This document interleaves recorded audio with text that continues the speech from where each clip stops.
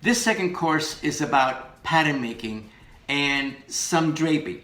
And I say some draping because many times a pattern is developed by first draping on a dress form, which I'll show you in a minute, and then taking that drape and drafting a pattern from it. Pattern making and draping go hand in hand.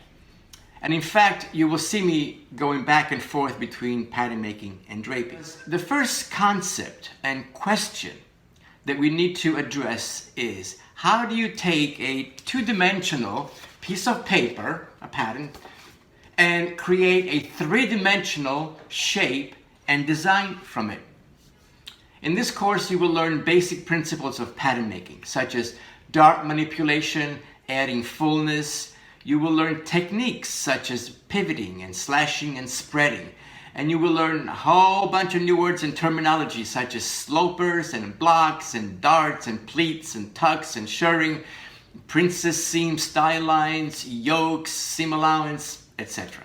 So we'll go over all the tools necessary to make patterns.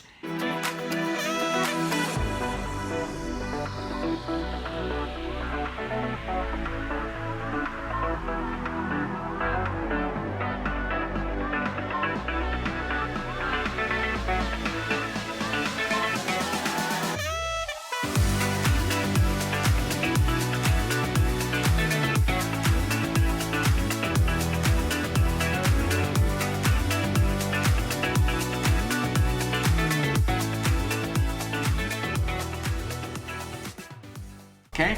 In the next class, we'll start with principles and techniques on pattern drafting, and we'll get going. So, I'll see you next class. Welcome to Fashion Premier Academy. I will see you in class.